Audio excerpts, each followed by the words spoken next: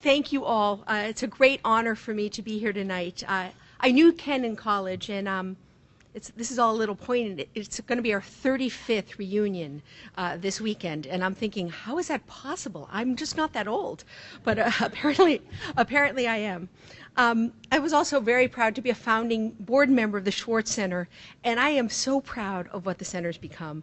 It's a nationally recognized resource for compassionate care and for caregivers. And this AHA Award of Honor is just terrific. So I have to another round of applause for the center.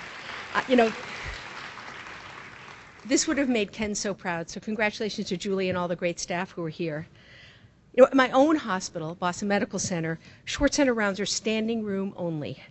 And Schwartz Center grants have funded important and innovative programs, like ones to support caregivers in providing compassionate care to patients with Alzheimer's or suffering from cognitive disabilities, brain injuries, and other challenging conditions. Today, the Schwartz Center impact is being felt at hospitals and healthcare facilities in 36 states across this country, and we'll get to 50. I know we will. In thinking about my remarks tonight, I reflected, as many people have, on Ken's landmark Globe magazine piece. He movingly recalled how comforting it was to have caregivers that he had things in common with. He wrote about an anesthesia resident who lived in Brookline and got sandwiches at the same sandwich shop he liked. Ken worried, and I think very presciently worried, about how the stresses on our healthcare system could jeopardize the essential humanity in our industry. And let's be honest, these stresses have not diminished. Who thinks the stresses in healthcare have diminished recently? Show of hands. Anybody thinks they're getting worse? And he envisioned a world where every patient could have access, regardless of who they are or where they came from, they could have access to the compassionate and humane care he experienced. And that really summarizes exactly what we try to do every day at Boston Medical Center. And it's really captured in our mission to provide exceptional care without exception. We provide exceptional care to over 150,000 low-income patients every year. And we go well beyond sort of traditional medical care to do that. We meet their patients where they are. Our prescription food pantry feeds 7,000 families a month. We have a grow clinic for kids who have failure to thrive. We have a program for kids who witness violence or kids who have to go emergently into foster care. Our interpreters provide over 200,000 translator-assisted medical encounters every year. We'll give you a ride to your health center or a ride home from your health center, and our health plan provides insurance coverage and peace of mind to 250,000 low-income members across the state.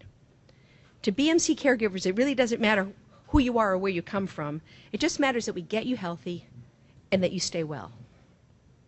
So tonight we're celebrating women in healthcare, and the room is full of some really exceptional women, including, of course, the BMC and BMC HealthNet crew who's here tonight. I'd like to give them a round of applause. There's a lot of people here. I can't see you all out there. Because actually, they do all the work. I just get to talk about it. But I'd like to tell you a bit about a couple of BMC's exceptional women. I only have two, but I could have spoken about 2,000. I don't know how much time I have. But they personify the compassionate care that Ken championed, that the Schwartz Center mission, that is the Schwartz Center's mission, and they exemplify compassionate care BMC style. Pat Kimble is the first person I'm going to talk about tonight. Pat spent most of her nursing career at Boston Medical Center. She started when it was still Boston City Hospital. She's been with BMC's geriatrics program since 1992, serving as a case manager in the home care program, where she serves primarily an underserved, frail, homebound elderly population in Dorchester. She's a clinical instructor at the BU School of Medicine. She's the real deal. BMC's geriatrics home care program is the oldest continuously operating in-home medical service in the United States. It was launched in 1875. And it was recently one of a handful of programs from across the country selected to participate in an innovative Medicare pilot. So congratulations, Pat. The bond between Pat and her patients is truly extraordinary. When Pat meets a patient, the first thing she asks is, if you had one wish, one thing that your doctor or I could do for you, what would that wish be? And then she sets out to make that wish come true. Of course, my only request of my doctor is that she not weigh me. But I digress. back to Pat. I'm actually changing doctors now that I know I get away. Let me give you a few examples. One of Pat's patients needed a new bed, but she didn't want a hospital bed because she wanted her great-grandchildren to get in the bed with her. So Pat bought her a double bed. And then Pat started a furniture drive to help the patient furnish her apartment. Another patient of Pat's is mentally ill and has spent much of her life in institutions. She has no family and needed a legal guardian so she could remain at home. Her community caregiver cared for her deeply and agreed to become her guardian so her patient could stay at home. So Pat, the caregiver, supports the caregiver and helps this caregiver through the pretty arduous process of becoming a legal guardian to someone you're not related to. A third patient of Pat's ended up in an emergency room at another hospital. She didn't speak any English. She was very ill. Her daughter, who also didn't speak a lot of English, was there as well, and she begged the ER staff, "Just call Pat Kimble. Please, please, just call her. She knows us." Pat's graciously agreed to be here tonight. Let's give her a round of applause.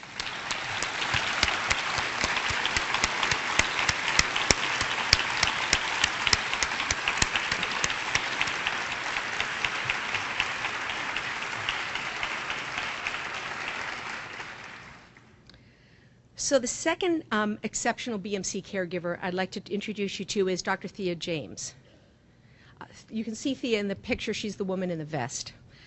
Thea's an emergency room physician. She's been at BMC for over 20 years. As she told the Globe's Adrian Walker, "I never considered any specialty other than emergency medicine. Not ever. I looked at people in the emergency room and I asked myself how they were any different from me. And they weren't." As Adrian Walker put it, Thea is a warrior in Boston's unending violence against street violence. As you can see in the picture, she's small, but she's mighty, and she's fierce. She developed and runs BMC's Violence Intervention Advocacy Program, or VIAP. In this photo, you see her with the VIAP team. Through this innovative program, VIAP's counselors work with victims of violence when they're hospitalized to help get their lives back on track and to prevent them and their friends from becoming victims again. VIAP serves 500 patients a year. The average patient's 27. Almost 90% are male, and virtually all are victims of gunshots or stabbings. The service she provides range from making sure the patient has the right medical care and rehabilitation services to providing housing, food, much-needed legal support, or longer-term personal growth assistance like getting your GED or finding a job. Sometimes compassionate care is as simple as giving a 22-year-old gunshot victim paralyzed for life the first birthday party he's ever had. You know, in trauma surgery, people talk about the time from the injury to getting the patient to the emergency room or to surgery is called the golden hour. VIAP's prevention work is a second golden hour, a second opportunity to save lives.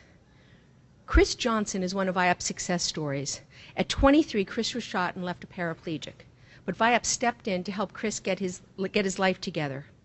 Today, Chris is a dispatcher for Boston EMS, and he's also a trainer for them as well. He's the department's first... Yeah.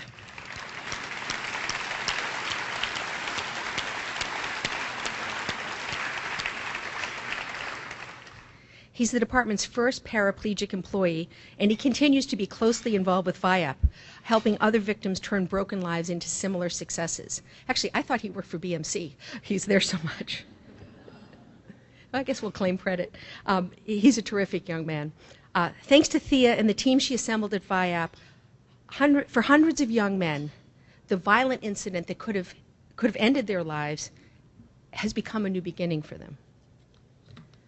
At a recent Schwarz Center round at BMC on the issue of urban violence, somebody asked, I worry that I've become desensitized to the violence. How do we continue to care with compassion? How do we ensure that our patients are not just another statistic?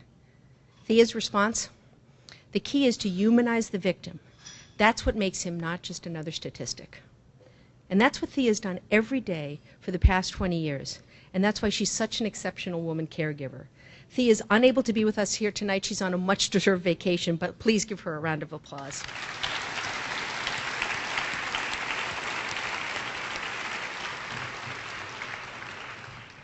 So thank you all for the honor of speaking to you tonight.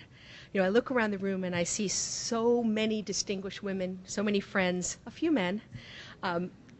It makes me really proud to be your colleague. It also makes me so proud of Ken's legacy and what the Schwarz Center's built in his name. Thank you.